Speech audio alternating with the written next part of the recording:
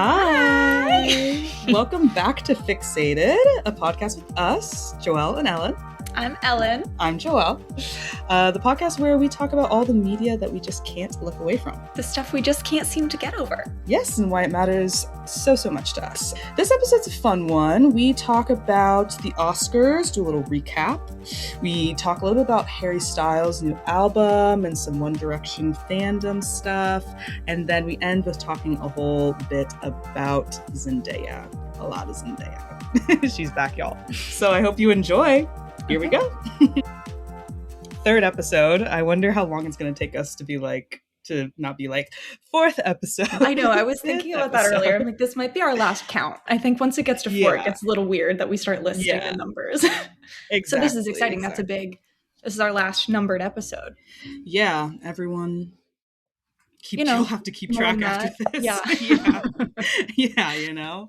Hopefully someone will keep the count. But they grow up so fast though.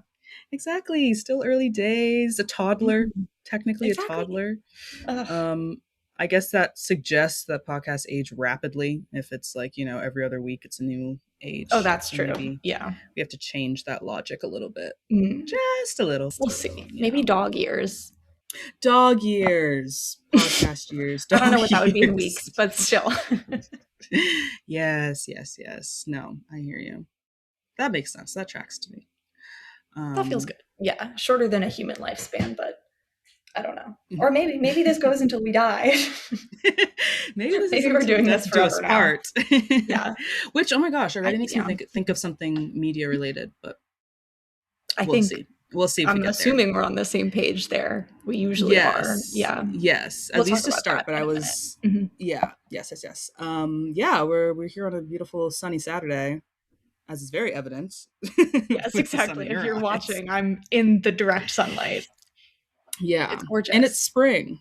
Officially. It's spring. Spring is coming. Spring is here. This is huge. Yes, this is so exciting. I think yesterday was the spring equinox. Oh my God, was it? I wasn't paying attention to that. That's great.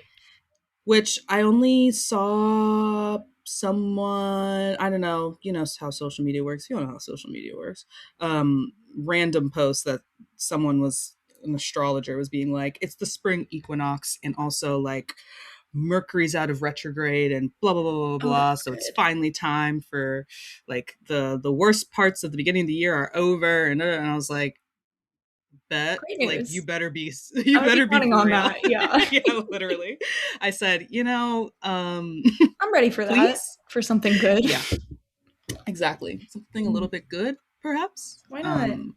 Couldn't hurt. Yeah. So we'll see. I'm not as astrologically inclined per se. I'm not at all. But they get me sometimes. Ask people their signs and then say, sorry, I actually don't know what the hell that means. Wait, should we do a sign reveal? Oh my God. Wait. Everybody guess. Get in your minds what you think we are. Joelle, go. I am a Virgo sun. As I understand, because who really knows with my time of birth or whatever, but as I understand and now completely identify with, of course, is Libra rising Aries moon. Good stuff. There we go. I'm Ellen. A Leo sun, Virgo moon, Virgo rising. Yes. That's why so people, do your work. Tell us what's up. Tell us what that means. Tell us about our compatibility. I have an idea. Yeah. of how this works out. I feel that we could be semi-compatible, but who knows? Yeah. We're always Googling compatibility with different signs. Just to see. Sometimes it's good to know. I don't necessarily understand it or super believe in it, but it's good to have that information sometimes. Yeah, exactly. So yeah, anything anyone could tell me about my compatibility with literally anyone. Matchmaker, make me a match. Find me a find, catch me a catch. You should get an astrologer matchmaker on this pod. This pod. Exactly. Genre switch for that episode. Stay tuned. Becomes a dating advice podcast. Yeah. Perfect. Fantastic. Let's get into it. Should we talk our non-media fixations from the past week? Yes. Ellen, what non-media thing are you fixated on this week? Okay. Well, I'm going to lie a little bit because a lot of my non-media fixations this week are all media because of media, but I feel like that's how most things come to me anyway. So I'm okay with that. Here we go. First one, TikTok has really been, I was going to say pushing, not pushing. It gave me one video and then I really locked in. The Iditarod. I've been watching a lot of Iditarod content this week. Do you know what this is? That's Please explain. I feel like in like second grade, like I learned a lot about it. And I kind of completely forgot about it until this year. It's when those huskies like race across Alaska or something. Oh my God. I'm going to be spreading misinformation online. I don't know where they go, but they go like a million miles across like the Arctic. And there's like, it's like sled dogs and there's like 20 of them. I've really been, I was going to say learning a lot, but I clearly have not been like taking any of it in. I have forgotten it all immediately. But it's so fun and these dogs love it. Like they love it. This is their life. And they're so happy. I like watching them like before the race starts. They're so excited to run. It's so awesome. They're all jumping around. Oh my God. Life goal, life dream sometime. Watch those dogs. To be a dog in the life. Okay. No, to watch. In my next life, I would like to be a dog running the Iditarod, but in this one, I just want to see it. Oh my God, it's so cool. Yeah. Wow. Learn something new. I think it might be over already this year. I'm not sure. Yeah. Again, that makes me think of I don't have that much information. Call of the Wild. Did you guys read that in high school? Yeah. I wish I could say I truly remember like more details about it, but me either, honestly. A very visually my English teacher who I love very dearly. Right? A very visually engaging book. Like I can like I feel like through that book in a sense I understand the tundra. I don't know. Yeah, sure. The tundra. Dogs in the tundra. I don't remember environment types either. It feels right. So it does feel right. Yeah. I don't know. Anyway, next one. TikTok has really actually been pushing this one to me. Sardines. I've been getting a lot of sardine content. Ooh. Yeah, it's really, I keep getting this one girl's content and her skin is so gorgeous. And she keeps talking about how it's because of all these sardines. And I don't think I've ever had a sardine, honestly. And I know myself, I don't think I would like it. I want them so bad. I want to try it so bad. So I've just been thinking a lot about sardines. I'll be getting into that maybe. And then on my commute to work, I've been listening to a lot of early 2000s, late 90s, like slut pop is the way that I've been thinking about it. Exactly. It's really fun. It's a really fun way to like lock in. I'm going to the office. I'm listening to like If You Seek Amy and like Circus. Like there we go. A lot of Britney. It's great. It's a really fun way to start your morning. I really kind of recommend it. I'm getting very excited on my way to work. There you go. Which sometimes it's hard. Sometimes I'm a girl who loves her really upsetting music, her really slow, like Phoebe Bridgers kind of stuff. That's not a good way to start your day. You can't start down. You can't start down in the dumps like that. Not up with Britney, and then you end of the day on the commute home. I'm listening to the sad stuff again. It's great. Yeah, and it's also very like change in season. You know, like we're getting into it. We're getting into it. The sun is out. Yeah. Yeah. Oh, fantastic. I kind of want to listen to Slut Pop now. I really recommend. Interesting. Very interesting. Okay. My turn for a few little fixations. Please tell me. Give me. My first fixation of the week, I think, is I'm just going to lump it under like vindication, the feeling of vindication. Love. Which is to say that I did a bunch of like more random forms of exercise this week, if I even want to lump it under there. I went on some different activities and I went ice skating, which I haven't done in so long. God, that's so fun. Right?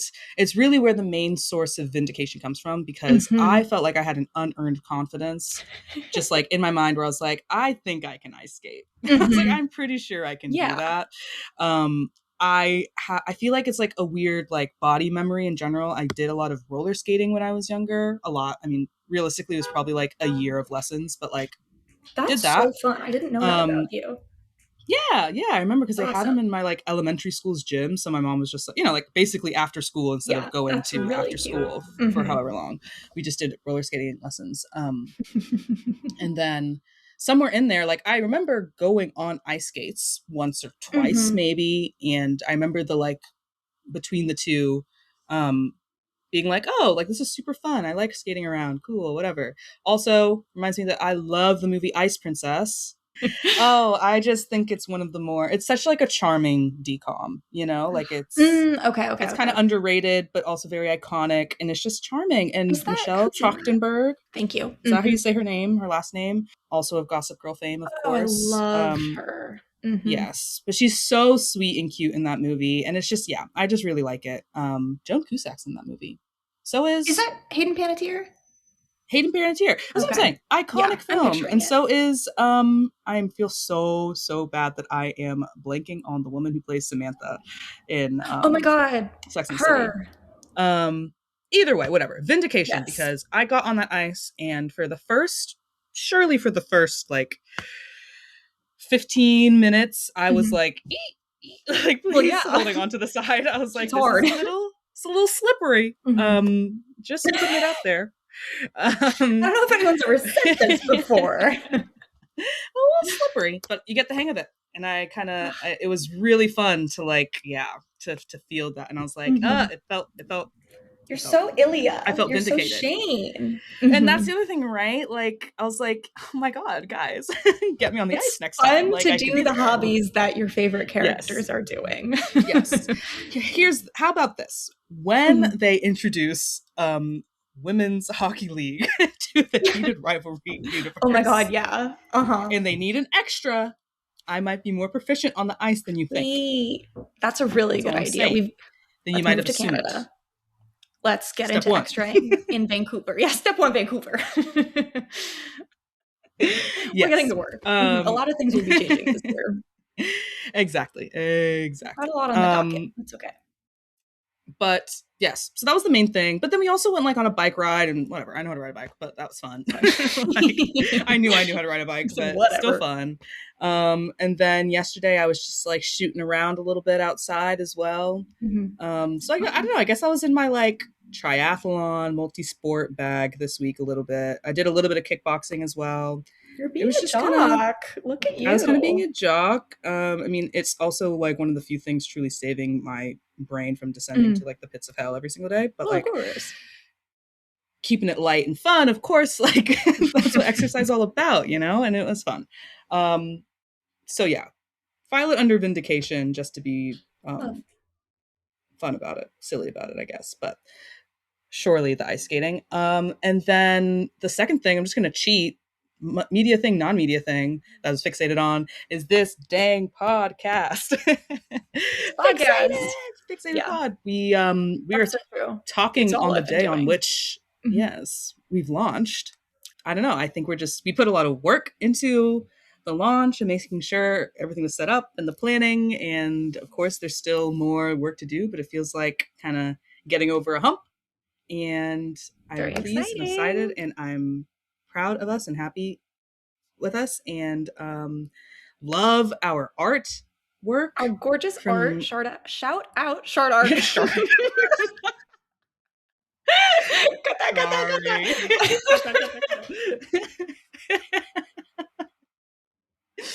Yeah.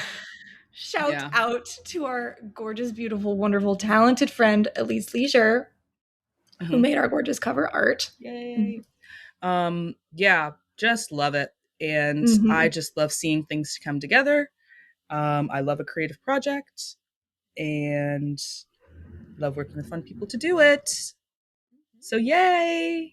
The last thing that I've been fixated on from like a writing and thinking perspective is nostalgia, digital nostalgia. This kind of plays into what I might bring up a little bit later about something I've been reading. But yeah, I'm trying to work on this thing. Whatever. I'm just trying to work on writing a piece for the Substack / in general as good practice that would be talking a little bit about digital nostalgia. And so I was rereading a lot of the like literature and a lot of the like commentary on more of a recent trend of like nostalgia stuff. And it's just like funny because as I was like took like the day to really like read a lot about it on like Wednesday or something like that. And by the end of it, I was like, what is the mind and what is time and what is memory? I was like, is oh my memory? That's such a God. great question. And yeah, I came across this really interesting, well put together article from like a while, or essay from like a while ago. So that's been fun, and I will continue working on that throughout the end of the month. So I imagine I will remain fixated on it. Natural transition now to. Should we talk Oscars? Should we talk? I think we should. I think. I mean, they happened to you guys, right? Like, I don't know if this like fits under us being like, okay, what are we fixated on this week, or if we just want to like admit to just talking about the Oscars a little bit. I guess a bit of both, because they happened. About a week ago now. We were watching, of course. We were watching, and apart we were live tweeting each other. Oh yes, Apple iMessages. Yes, well, we got the request. We did, which was really exciting. That meant a lot to me, actually. yes. Our dear friend, who I'm sure will make an appearance on the pod sooner rather than later, watch this space. She was like, guys, I really want you guys to like text, live tweet throughout the Oscars, so that I actually know what's going on, because she trusted that we would know what's going on. Which is so kind. That meant so much to me. Honestly, that in itself a form of vindication as well, to keep the theme going. My like headline from the Oscars was that I did a shit job predicting things. I did not do particularly well. I like filled out I literally have it right here. Let's do some like prop work. I filled out a ballot. Don't read closely. I'm going to move it so no one can catch it. How much I got wrong. I filled out like, letterboxed to 2026, whatever, Oscars ballot. And did a bad job. That was my first go. Did a bad job. Out of that one, I just don't even want to mention. It was less than half. It was bad. How many I got right now? Okay. That's funny. And then I also ended up participating in a pool where, I kind of ended up changing up my answers. I couldn't tell you, and there was like the opportunity to do like one choice or first choice, second choice, whatever, and get some points. That's fun. Also, didn't end up last, but did not do well, because it was like, trust me, did not end up last, but like was in the lower percentile for sure. And then also we did a little like not ESPN. I keep wanting to say it was ESPN, because technically it was ESPN.com that we were on. Right? Yeah. They have like a March Madness bracket situation for the Oscars. Yeah, which is very fun. And that was my best showing, where again, I must have switched up the answers somehow, where I got like 15 out of 24. So that is what I'm running with. That's good. As my performance prediction wise. Yeah. I don't know. What about you? Did you? I can't tell you the number off the top of my head. I don't remember, but I think I did a pretty good job. Sorry to brag, but I know I did on a few of the like categories that I wasn't as familiar with, like the documentary stuff and the short films and the animated movies. And well, actually not animated movies. I did great on those, because K-pop Demon Hunters I knew was winning everything, and it did. But on the rest of them, I didn't do as well, because I wasn't as familiar with any of those. I think I only watched one documentary of the nominees this year. I'm not good with the documentary, I have to admit. It's sometimes I am, sometimes I'm not. Yeah, I said documentaries. Documentaries and reality TV. And I think there's like kind of a, necessary connection between the two. Are not genres that I flock to. Sorry. Yeah. Other than that, I did pretty well, I think, on my bracket. Bracket is not the right word, and I keep using it. But I'm gonna. No, yeah. I think I did a pretty good job. I know that watching this Oscars, I was maybe the happiest watching an award show I've been in a while. I was really I was very glad with every category. Usually I have a lot of complaining to do when it comes to award season. There was another, maybe it was the Golden Globes that we watched together. We had the same takeaway where we were like, okay, every single category we're happy with. I wasn't really mad about any of it. There were no big upsets, at least for me. Incredibly happy for Michael B. Jordan. I was very proud of that. Of course. I jumped for joy. I shrieked and I gasped. I'm a Timmy girl. I love Timothée Chalamet. We know this. And I thought his performance was great. And I've been thinking for a long time that this wasn't going to be his year. And I did have people reach out to me and be like, oh my God, this is so upsetting. Can you believe it? Me not saying names to hide their identity. And I was like, well, one, yes, I can believe it. And two, who do you think I am? I love Timmy, but no. Mm-mm. That's actually, if I may bring up some controversy. Please. No, the other day, or like, I guess sometime this week, my mom mentioned that she had read some article that she was taking umbrage with, where it was like, oh, how Timmy lost the like Oscar. And she was like, why would they act like it's like his to lose? Like, why would they frame it like that? And I was like, yeah, you're right. And I was like, and let's get into it actually. Yeah. Because I mean, I guess it's not that much controversy. I imagine like most people, well, I should feel most people with sense would agree that it's like really kind of like insulting and underhanded and just all the things to be like, oh, it was his to lose. It's like, no, that's not how these things work. These things work. And also don't act like Michael B. Jordan like would have lost because of some other drama happening with Timothée Chalamet. Yes, which like literally. Of course we don't even have to get into it because that's stupid too. But like, I have so many opinions on that nobody's going to agree with me on. I know that you will because we're locked in. But I don't think that this was his Oscar to lose this year. He did a great job, but that was it. I think it's like fine. I personally have no issue with that phrase necessarily. I think personally that was Jessie Buckley's Oscar to lose. Exactly. This was her year. That was her Oscar. Say that. Yeah. Incredible performance. And the second I saw that movie, I knew that was her Oscar. But Timothy, he's had, sure, I do think that there was maybe another year in the past that it was his Oscar and he did lose it. Which one? I think Call Me By Your Name. I think he maybe should have won for that. And I do think that he did such a great job with A Complete Unknown too. I think not necessarily his to lose, but I certainly wasn't happy with Adrian Brody last year. I was not. Right. But back to it. This year, it was no one's Oscar to lose. It was not. Right. His Michael B. Jordan, that performance was incredible. And he did double the performance that everybody else did. Sorry. Let us not forget. Yeah. And I think like, I'm like in a little bit of a corn plating moment with Michael B. Jordan in general. A little bit, just like, because getting ready for the Oscars, I watched, he was like honored at like the American Cinematheque or something like that, like some like association that this is the first time I had heard about it, admittedly. But there's a lot of videos on YouTube of different people kind of like seeing his praises, his colleagues, his himself as well, kind of like giving an acceptance speech. But like, and so I kind of like really like worked myself up watching those, where I was like, he's a fantastic young man and he's a talent and he's so handsome and he deserves it so much and so humble and so, like just, good vibes, good vibes. And so, so by the time we got to watching it, I was like, if they don't give him that, I'm gonna scream. And they did. So I was really happy about it. I was so happy.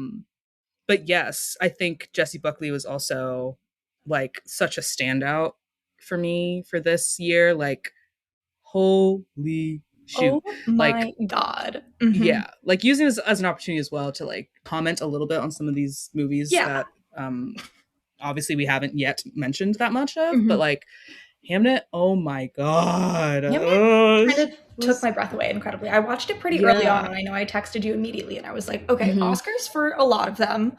Go watch it now. Yeah, I think it took me a second, unfortunately, to finally go see it, but gosh darn it, am I glad I did. Girl, when I tell you I cried. Which, like, isn't to say it's a sob fest in any derogatory way. Like, no, I just thought it was genuinely so moving. Yeah. Through Jessie Buckley alone, in a sense, like obviously not because that's not how movies work, but like her performance was just gobsmacking. I have to say, I've never seen a child actor's performance like to that caliber. I've never been so like taken aback by a young actor like that. Oh my God, that was really like, it was horrifying the way that I was emoting. It makes me feel like that motif of the hole in the like ground, and then the hole, like the back hole into the backstage, and just like the lost in the woods type of thing. Like, again, like goosebumps. Like, I was just like, you're It gonna was make me sickening. sick. You're It gonna make made me me ill. sick. And him being so scared, like, oh, you're like, cut the cameras. Yeah. I remember leaving that theater and just being like, Yeah. holy, oh my goodness. Yeah. To the point where, and I'm sure I'm going to reference her so much over the course of this, because I am a disciple of Hunter Harris, love Hunter Harris. But like, the first little bit of like review that I really got about Hamnet was her not liking it. Was her finding it kind of boring, and it's kind of like serious, unserious, probably quite serious, but like running bit as well throughout this like award season, where she's like, Hamnet, Hamnet, I don't want to see it win anything. But yeah, like, to each their own. But I just, so then I was like kind of interested. I was like, I don't know how this is gonna like go over, but no, I mean, it's made for like a bitch like me, like, apparently. Yes, exactly. Like, sorry. Yeah, I thought it was beautiful. That just makes me think, I think we've talked about this already. This award season, there was so much on like motherhood and grief and family specifically. Yes. I love an overarching theme across multiple. Oh my God. It was so, I loved it. This is my freaking jam. Again, at least of the last week, when I realized how much overlap, and I'll try to like not go so deep into what I've been thinking about. But yes, there's so much about like, across all the movies, so much about like parenting, of course, parental anxiety, parenting, child parent relationships. But I think that then like expands a little bit as well to being so much about like ancestry and like archives, and like, and just like reaching back into the past, or the past meeting the present, and everything like that. Like, it's so, it's like it's like the complete through line, and just like beautifully explored through so many different things. And then I think it gets even more physical, and like more about like spaces, with how much like homes and houses and stuff like that. Like, allow me this. One of them that I feel like should have been more, my favorite movie of 2025, Loki, was Sorry Baby by Ava Victor. And I saw it. Yes, I saw it at the in London at the BFI. Yes, sure. When they also did a Q&A afterwards. Honestly, quite the story, because I was running around London, didn't know where I was going. I was so late, and then my phone was dead, and so I had like, for better or for worse, leave it up to God. It's okay, because the fact of the matter is that I was there to experience it, but I didn't get like any proof to like really be able to like remember, like, you know, just to be able to actually like look back and be like, I like at least a singular photo of exactly any little event like that. But wow, got me. But like, even in that, there's like really great things going on with like, parenting. I mean, oh, the little baby at the end, like, come on. And like the idea of like, transmitting information, ideas, comfort, safety, et cetera, to like next generations. There's like this, in that case, a little bit sadder, a little bit, harrowing, I should say. Yeah. But like, again, the idea of like a house containing like a memory, violence, et cetera, even like Agnes, the character's own, like, then like shutting in of herself in her own like space, with all the like papers or whatever on the windows. Anyways, things are coming back to me. Also, with the like houses thing, Sorry Baby doesn't fall as much into this. Back again to the imagery of the like hole, this like dark like cavernous hole, like that also came up in Sentimental Value a little bit, with like all the cracks in the walls and stuff. There was like one shot that made me think of it, of their like, of like an actual like hole in the house. And then also in If I Had Legs, I'd Kick You. Yes. That's like a big thing, is that like weird like wormhole memory thing that they keep returning to. Interesting. Spoiler, at the beginning, there's like a big, like basically like pipe burst or whatever in the in their apartment. And so part of the thing is they have to be like living in this motel, because the house where they live like literally is not getting fixed. And there's this big old hole that she keeps coming to and like staring up into. it's really, I just, there's a lot of through lines throughout there are with this like home memory, past, present thing. Yeah, I just like completely like steamrolled that conversation. No, you're totally fine. It makes me think about in One Battle After Another, one of my favorite like genres of movie is like parent searching for a child, trying to find you, trying to save you kind of thing, and like a reunion. Nemo. Exactly. Nemo, Taken, like that the Nemo genre plot. of movie, the Nemo plot. Yeah. It makes me cry like a lot every single time. That kind of, when there are spoilers, like oh my God, I don't remember any characters' names, but when the father and the daughter are like on that road and they have their little reunion and they finally find each other. Oh my God. I loved that movie. I loved it. It was really, really good. And another just family plot. And Best Picture. Exactly. Picture I'm winner, happy with it. I'm happy with that Best Picture winner. Yeah. I did really like that movie. Like, I thought it was fantastic performances, fantastic score. And I really kind of like, I appreciated the execution, the humor of it. I still appreciated the like general themes. I appreciate it as like a dad movie as well. Like, I don't think Paul Thomas Anderson has like tried to disabuse anyone of that notion. He's like, no, this is about being like a father, and this is somewhat a message to my children, or at least about to whatever. I think he said that in the acceptance speech. That's so sweet. I just so I definitely liked it so much. Yeah, I definitely liked that aspects of it. But yeah, maybe at another time get into some of the criticisms. But I find it interesting trying to like navigate criticisms. Anyways, at least a very current thing at the moment for me, where it's like, yeah, when does something mean, when does criticism mean that you maybe shouldn't like something? Is that like the right way to think about it? When is it just something to kind of like take as a whole, or as like part of the context of the film in general, where you're like, some people might have this to say about it, some people interpret this about this, you know, and you just kind of keep it pushing. I don't know. That's all. I just don't know. Anything else to talk about Oscars wise? Like a pretty positive, pretty chill, pretty cool year. I'm like pretty good excited time. Baby Yoda was there. Yeah.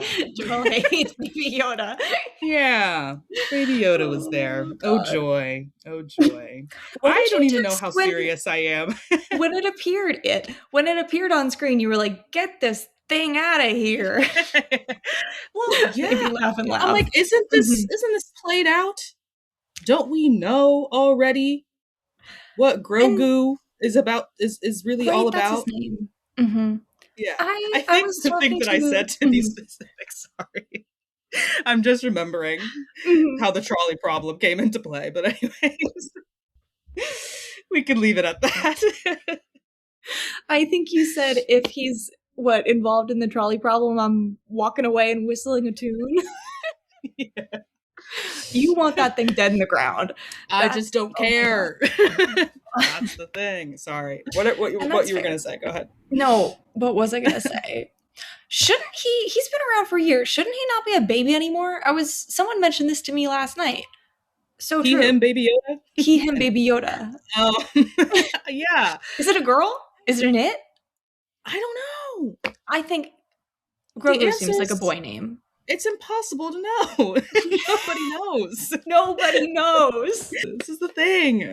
I think it should also be stated that, and correct me if I'm wrong, neither of us knows anything about Star Wars or anything related. Okay, I wouldn't say I don't know anything about Star Wars, because I was texting my dear friends, Ryan and Clara, I guess name drop. I don't know how often we're like dropping names here. I think that might be our first name drop on the pod. Yeah, I was like, Francois last episode. I was texting them like a little bit later during the ceremony, and Ewan McGregor and Nicole Kidman came up, and I don't think either of them knew who Ewan McGregor was. And I was like, Obi-Wan Kenobi. I was like, well, at least Obi-Wan Kenobi, guys. Yeah. I was like, come on. That's so funny. So I know a little bit. I know some names. That's something. That's Mace more than me. Windu. I didn't know he was in Star Wars. Well, okay. And that's fine. And I've seen the first one. I know Luke and Leia, and Han Solo, and Chewbacca. And then the gay ones. The gay robots. They're dating R2-D2. each other. The tall, that's his name, R2-D2, and the other one. C-3PO. Just listing Star Wars characters that I'm familiar with. We can't get into great Star Wars. Oh, no. It's bad for the brand. It is. I'm kidding. Why did we get onto this? Oh yeah, Grogu. I don't know. Thing. Yeah.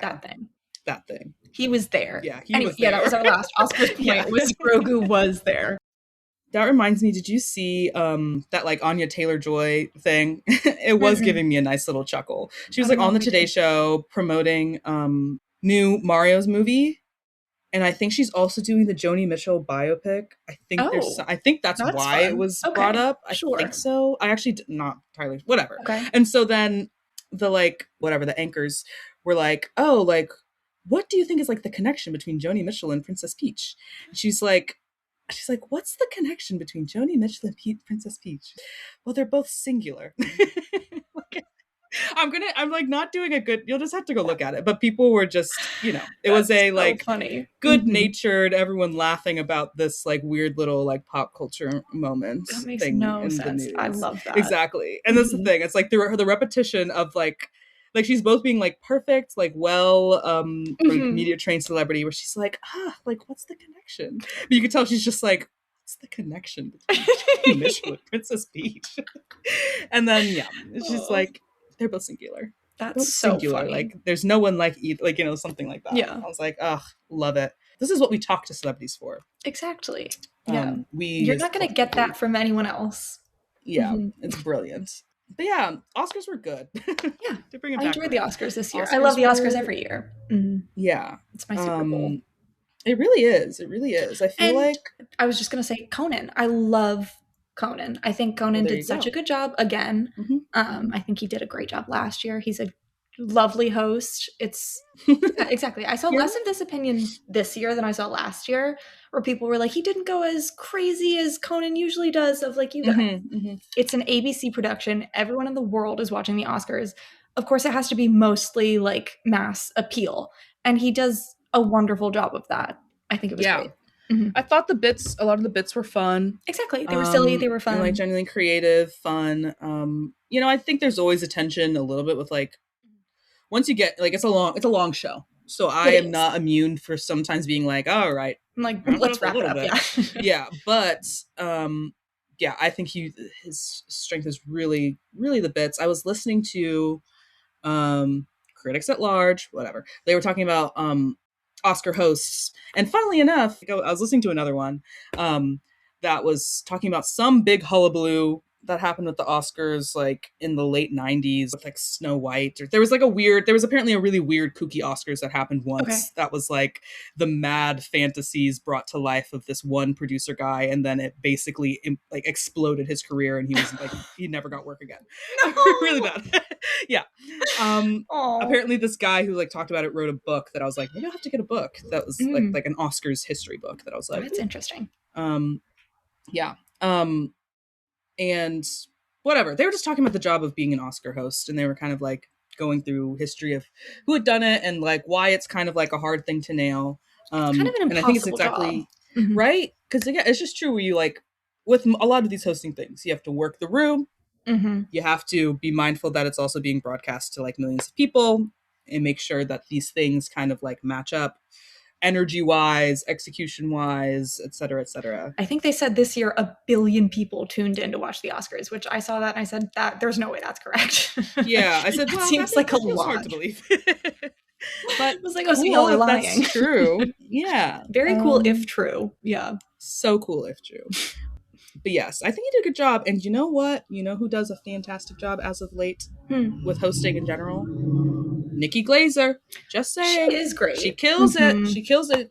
Golden Globes are an absolute hoot to watch now. They are. Yeah, she's very funny. Now that's probably done with Oscar talk. Yes. Except to say that every single time the Oscars are done, I get excited because I'm like, new movies coming up. New conversation, new movie. Excited to get here again next year and have a whole bunch of other things to talk about. Yay. I'm so excited for the 2027 Oscars. Yes. Well, okay. I feel like we have like a little bit more time to talk a little bit more of other things, maybe other things you're fixated on this week, other media things. I a little bit surprised myself this week. I saw that Harry Styles, came out with his new album, and I said, okay, I guess I'll tune in. Nothing against him. I'm not the biggest Harry Styles fan. Like, I never have been. I'm not particularly drawn toward him. I had a lot of fun with this album. I was very surprised. I don't like EDM either. That's not really my thing, and that's kind of, I knew what this album was, so I don't know why I even turned it on. I had a great time. It was very fun. I really enjoyed it. I said, good job, Mr. Styles. Good job, Mr. Styles. Yeah, I really have to say on that. No, that's great. I could probably count myself as more of a Harry Styles fan overall. Kind of. Well, I was more than me. Yeah. I feel like there's an idiom, there's a phrase I'm looking for. But I've been there. I've been there for a while. I've been here with the boys for a while. This actually dovetails nicely into what I've been reading this week and really enjoying. But before get to that, yes, I also like the album. I'm pleasantly here for it. I think Harry Styles was kind of a toss-up for me. Honestly, okay. Quick run through of his discography thus far. Really like self-titled debut album, honestly. Quite different, but really good seeds there for like what he like has continued to develop. And like the song Two Ghosts came up on shuffle the other day, and I said, oh yeah, that's classic. Love that. Fine Line, I still maybe think is his best one. Yeah. Even though this is a whole complex I have a little bit, but I don't really care for the Treat People with Kindness song. I don't know. I can't listen to it earnestly, and maybe that's the thing. There's a bit of earnestness that like doesn't really it kind of grinds me a little bit. Maybe my problem. That's fine. But Fine Line, good song. Oof. Fantastic. You can't really have a song like that and be graduating from high school and not like attached to it. You know what I mean? And then Harry's House, give or take across the board. Like there's a lot of good stuff on there, but I think sometimes some of his slower songs, I'm just kind of like, I don't know. Something about the POV doesn't really work for me in some of them. And also, I think history will stand with me when I say he just simply did not need to win Best or Album of the Year at the Grammys over Renaissance by Miss Beyonce. That's just, and I can admit, even in the moment, I was like, oh, like, y'all don't need to be so hard on him in a way. Like, because he said like stupid shit when he got on stage. I'm sorry. We might have to cut that. Sorry. For some reason, I'm like, please don't let the Harrys get me. But like, yeah, that's true. We could be in danger. We could be in danger because like, theoretically, I'm one of y'all, but like, I understood what he meant, but this kind of thing doesn't happen to a guy like me. What are we talking about? My guy. Person this shit happens to. You're like the main guy. You're like the guy. You're like the guy. Anyways, this one I thought was refreshing and fun, and I've been working. I've been returning to it enough, working through it, and it's got some bops. It's very fun. And it is a bit dancey, as he apparently wanted it to be, and I'm pretty pleased with it. As I said, it really connects well to what I've been reading, which I have right here. I'm reading this book, which I feel like. And where did you get that? Ellen bought it for me as a little birthday gift. A great picture exists of me holding this and Heated Rivalry. Oh my God, yes, it does. Yeah, your copy of Heated Rivalry. Yes. But, we had to get to purchasing that day. Yes. There's like a very resonant energy between the two. Exactly. Yes. Everything I Need I Get From You, How Fangirls Created the Internet as We Know It by Caitlin Tiffany. And I had seen this book however long ago that it must have come out. I had been relatively aware of it, and we saw it at that bookstore, and I was like, eek, maybe it's the time. And yes. But yeah, loving it. And the reason it connects is that the main case study that she's using for talking about fangirls and the internet and kind of like digital culture from that point of view is the One Direction fandom. And so it's been such an interesting, bringing it back to nostalgia, such an interesting like trip down memory lane enough for me. And super like accessible writing about all these like topics, digital culture stuff, fan culture stuff. Super interesting. Like I really loved it. I really am really liking it. I'm like a little bit over halfway through, and there's like this whole chapter called Shrines. It's on Shrines. I think that's the chapter that I like read and was just gobbling it up, because also as like a separate but related thing, I was working on reviewing and working on some like research a little bit that I did in my master's that was about like informal digital archiving, basically. Interesting. And I was talking about vines and stuff and Vine compilations.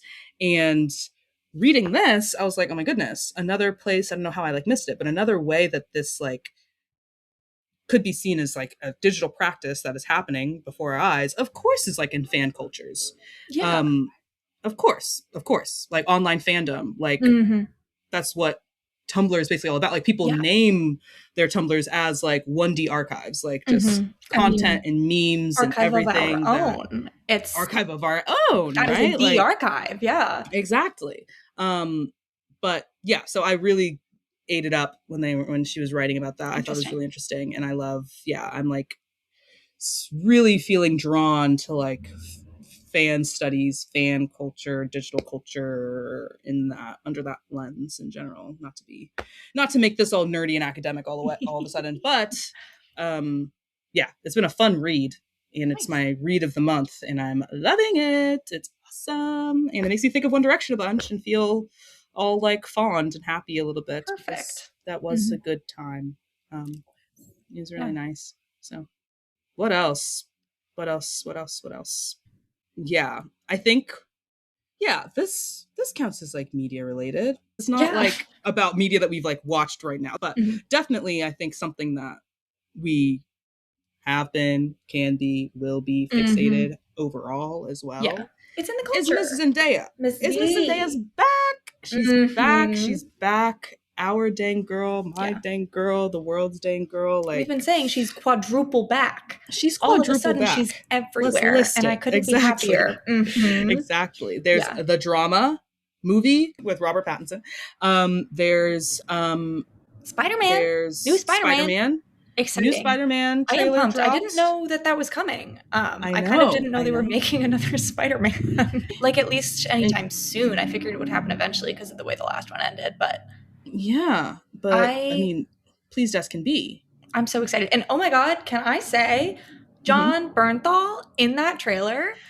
Frank I'm so excited. Castle? I love Frank Castle. I love The Punisher. I love John Bernthal. I love The Punisher as a whole. I love Daredevil. I love all of that stuff. Yes. That was very pleasing to see, I'm not gonna lie. I was like, Frank. Very excited. That's awesome for me personally. Which also reminds me, there's new Daredevil. There's a new Daredevil season. New Daredevil season coming up soon. Which I didn't see. I haven't seen anything. I didn't know it was coming. The reboot. Right now. No, I'm not caught up on the reboot. But I've been seeing some ads in the subway, which, sorry to get into now my nerdiness side of things, but the way that Daredevil has been marketing season 1 and season 2, I'm obsessed with their ads. It is such good marketing. It is so beautiful seeing just like if no one knows what I'm talking about, it's like Matt Murdock missing Daredevil Wanted or something is the new. I took a picture and I sent it to Joelle and our other friend who also likes Daredevil. I'm so excited about it. And it's just such good.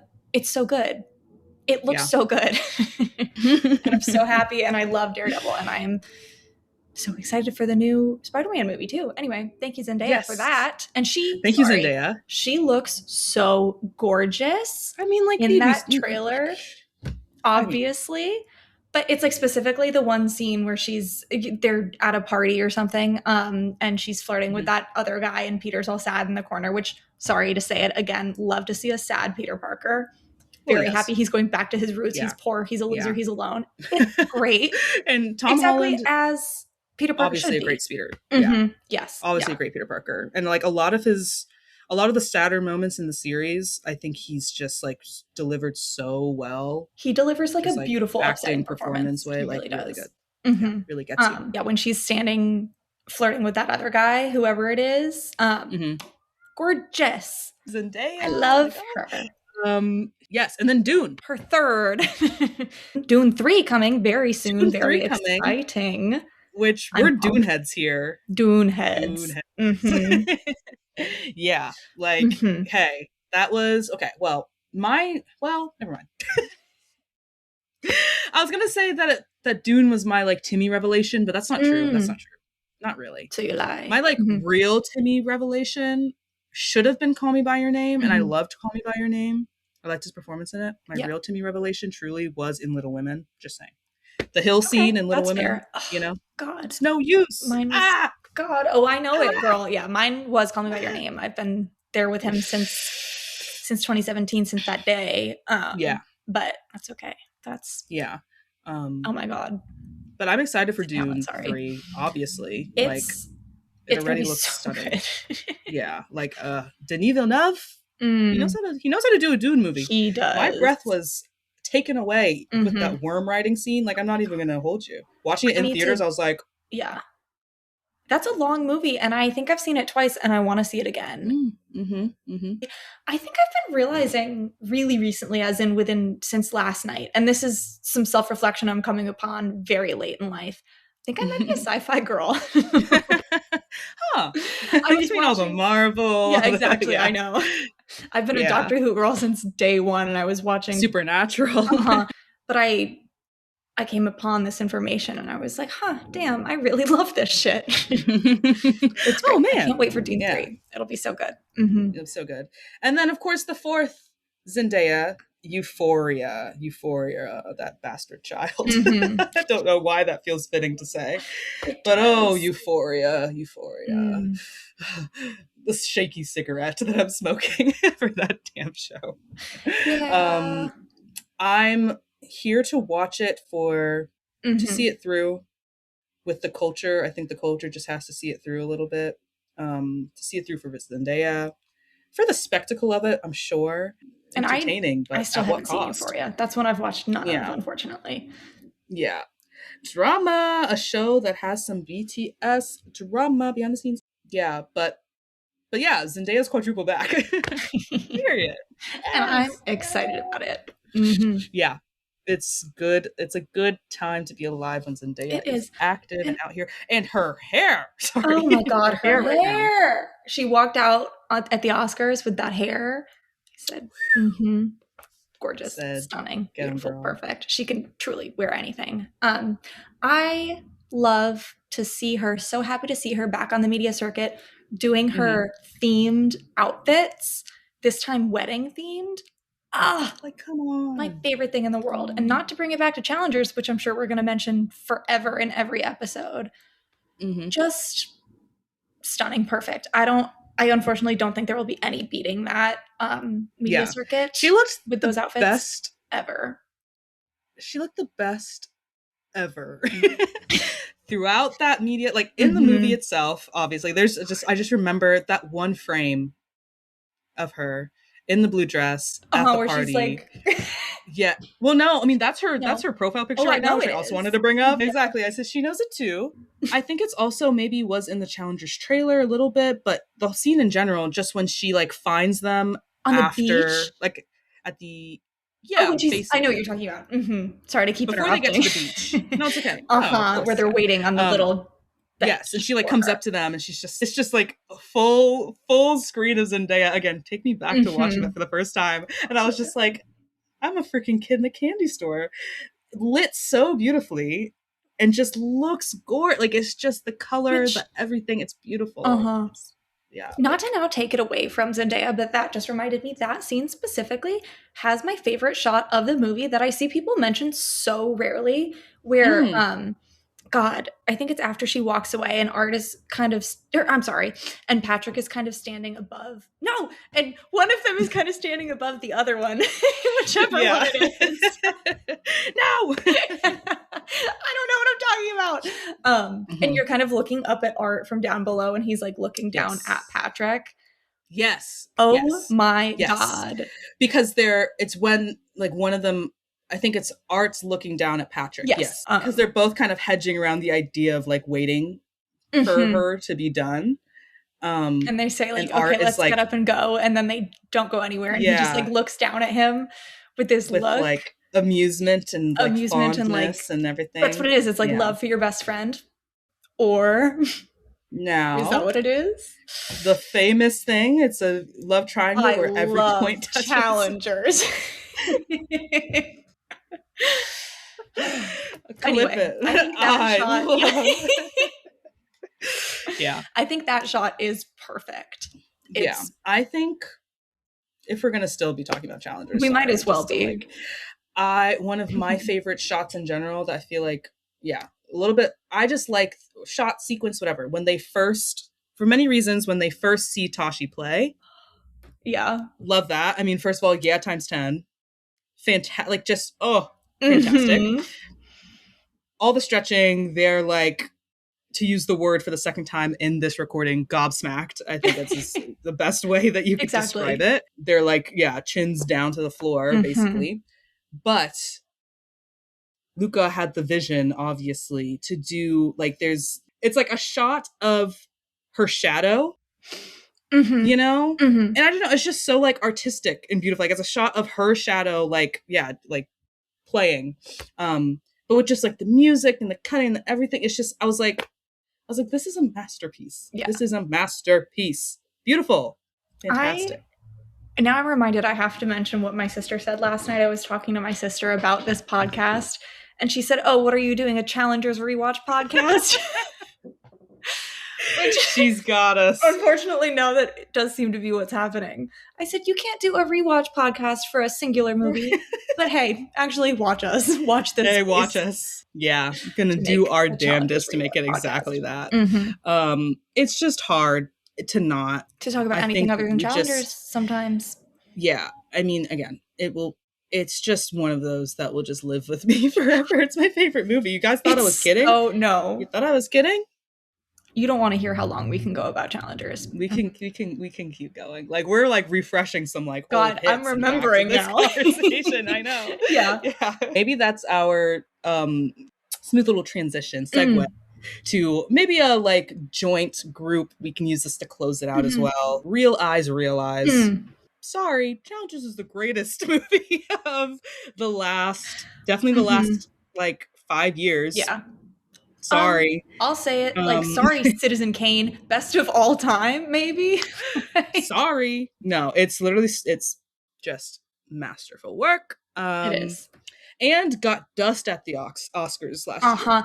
And let's talk about it. And I took that personally. Actually, I took that personally. I was angry the entire Oscar season last year. Yeah. That one was one even where I left score. Less happy. Like that actually, I was gobsmacked. I was taken aback. I'll give it. It doesn't need to win Best Picture. Like that's okay, Best Picture in my heart, but sure. What about not even a score nom? Are you kidding? Not even actors? A screenplay? A screenplay nom? Oh my God.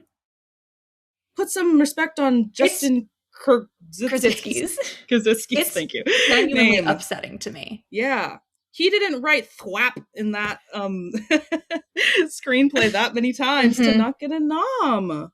Justice at the Joelle Ellen Awards, Challengers wins every year forever. Yeah, that is the truth.